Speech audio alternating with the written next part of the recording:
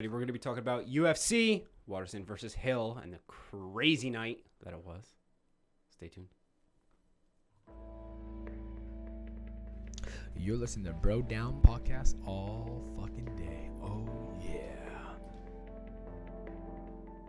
Hey, everybody. Welcome back to the Bro Down Podcast. I'm Tim Fulton. I'm Andy Smith. And this is the fight recap. We're going to be talking about UFC Fight Night, Hill versus Waterson, the karate hottie. Oh, shit. In all of its glory.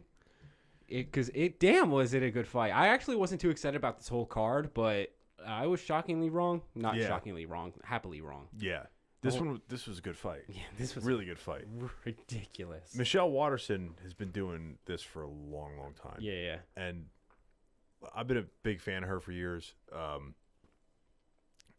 She's kind of hit and miss. And I've noticed that in the past. Yeah, this fight went the complete opposite that I thought it would. I thought Michele would do good in the first two rounds, and then Hill's cardio would take over. Would kick in, yeah. It was a complete opposite. Michele lost the first two rounds, and then round three, Michele gets a takedown, and I think saps Angela's cardio a little bit. But then I think she was worried about the takedown. But damn, main event worthy. Main event worthy is right.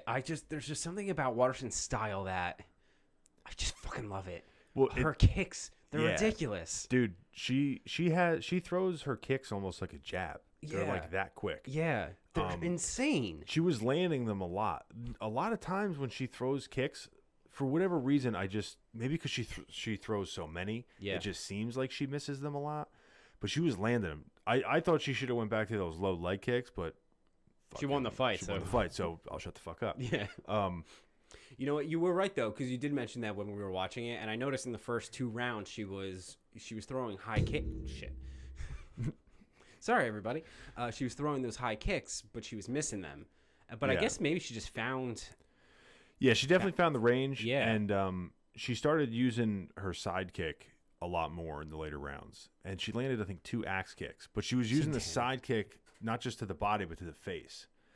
And she got that one nasty one. Yeah. This one was good, and she got that hematoma started real early, and then by the end of the fight, her eye was not swollen shut, but it was making its way there. Yeah. She definitely was battered and bruised a little bit. I thought we were going to see a second Joanna Jurkic.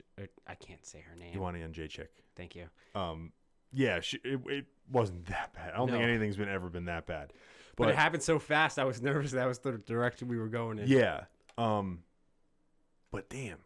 Props to both those girls. It was one. It was close. That could have went either way. It could have went either way. Angela actually outstruck her in 3 rounds. Yeah, I didn't believe that the 5th round Angela actually outstruck her. Yeah, but I think that's total strikes, not significant strikes. So, I thought that Michele won the 3rd round. I thought that she obviously won the 3rd round, and then the 2nd round I also gave to her. So I scored it for her. But one judge had it 4 rounds for Waterson, 1 round for Hill. Yeah, I thought that was weird too. Which was strange, but it doesn't matter. She still would have got it anyway. They're judges. So yeah, it's going to be interesting to see. None of them agreed because they all had different scores. So yeah, it is what it is, man. Yeah, but I hope to see her get a title shot. That'd be kind of cool. Just because she's kind of getting to the twilight of the career. And I don't know if she's got another run in, if she has a derailment here, but yeah. I feel like we've been saying that with a lot of people. I feel like a lot of big names are getting into their twilight years. Yeah. I feel like it's going to be like the changing of the tide soon. You know what I mean? Yeah, it's weird too because it happens in these like little waves. Yeah. And like once in a while you'll have like a couple peppered ones in the middle, but then it's like, oh, everyone from that era is getting to the point where they're not going to fight anymore. And it's like an entire team is retiring. Yeah. It's not like, oh, Tom Brady retired. It's like the Patriots are retiring. You're never going to see the Patriots again. That's a sore subject because Tom Brady was traded. I know. That's why I said it. And I know football things now. And he took Rob Gronkowski with him. Yeah. Who did retire. And he was like, yo. We're going to go play. We're going to go play for the Cincinnati Badgers. Yeah. The Cincinnati Badgers. I don't know. So Bengals. Let's get on to. No one suspects the Bengals. All right, next up. Let's get on to this one. Best actor in a main role. Ed Herman Ed versus Herman. Mike Rodriguez. All right, you know what? It was funny when Ed was losing, and I was sure he was going to lose. Bro. And then he pulled a submission out of his ass in the last minute of the fight, and then all of a sudden it wasn't funny anymore. How furious. Not only did he submit him, it looked like he dislocated his shoulder. Yeah. If it wasn't dislocated, it's probably wrenched the fuck. Like, he's going to need something to repair whatever damage was done. Because I don't know how flexible the guy is. He looked very flexible because that position for most people taps like way 9 inches before it gets there. Yeah. Like, his wrist was scratching the back of his neck. That's ridiculous.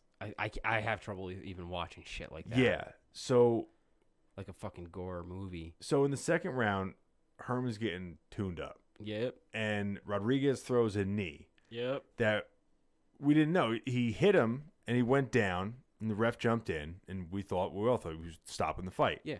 He says time.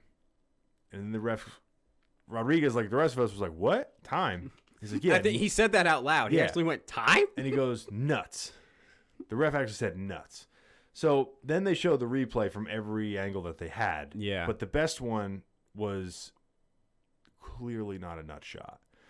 But Ed, being an old school guy, you never miss an opportunity. So And you can't blame him for it, he though. played it up, and he took a long time to recover from that phantom nut shot. But, I mean, right, wrong, or indifferent, it worked. You know, it's one of those things where the scenario is wrong, but you can't blame him for it. He didn't. No. It's not like he grabbed his groin and said, hey, ref. No. Like, it just happened. He took his time, and he benefited from it. He almost didn't. He almost got knocked out a couple times. And he got a victory for it. And he got a win.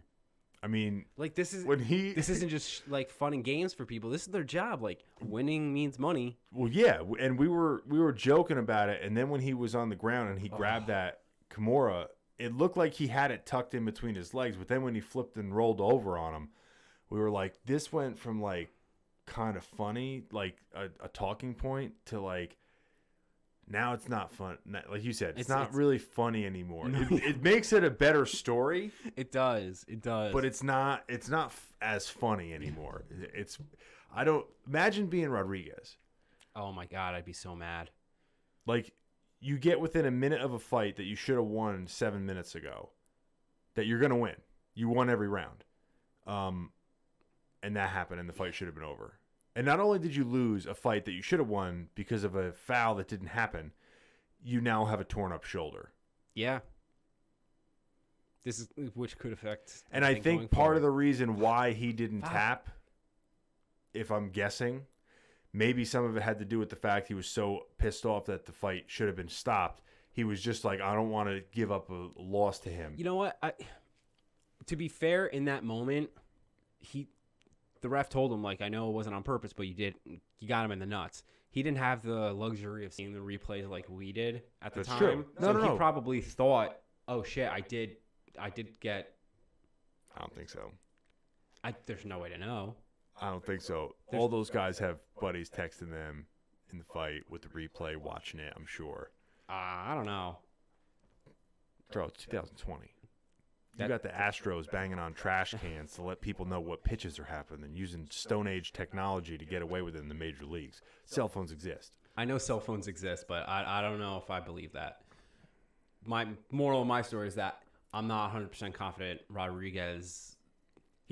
I think he knew he didn't hit him in the nuts. That's why he said, I think that's why he was like, what? Well, that, yeah, but if a ref comes up to you and said, yeah, you did, you might be more inclined to believe him.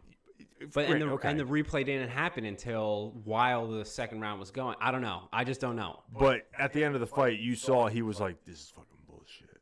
Well, yeah. Yeah.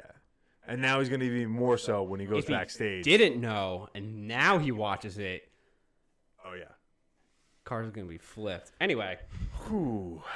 so there's your controversy of It's a rough tonight. one. All right, and last but not least, we're going to be talking about Bobby Green versus Alan. It's not Patrick. What is it? Patrick, I think. Patrick? Patrick. Yes, it is. So the reason why I want to talk about this one is because Bobby Green's a very interesting case. He was a guy that came in years ago, a lot of like big prospect. Yeah. A lot of hype behind him and all this stuff. Like, for somebody that wasn't very well known, like didn't have, didn't really come from like another organization, like they bought this big prospect, but he was on the radar more than like just your average guy that comes in. Gotcha. And then showed a lot of talent, but just he had some things when he would fight where it just didn't go. He couldn't put things together, or I don't know if it was a mental thing or a maturity thing as far as a fighter maturity, but he started losing, and I think he retired for like a year or two. Okay. And he's come back now, and he looks way better. Like, he still has the skills, still has the speed, but he just seems to have found a way to put all those things together in the octagon. Now, we'll have to see how he does against some, stiffer competition. Yeah. But I was, like, super impressed seeing how he used to fight to seeing how he fights now. Now, he still keeps his hands really low and, like, relies a lot on his speed. It almost reminds me of, like, Roy Jones in a way, where, like, you can teach head movement, you can learn head movement, but that natural ability to, like, have the quickness to just get out of the way of a punch is, like, there's a finite time on that. Yeah. So once you lose that, if that's your style, you're going to start getting hit. And when you go against guys that know how to counter that and can read better, you're going to get hit. So it's a dangerous game, but it works for him right now. I was actually going to say that was kind of annoying me. This is the second time I think I've seen Green fight, I think. Yeah, he fought not too long ago. Yeah, and like you were saying, I was definitely super impressed.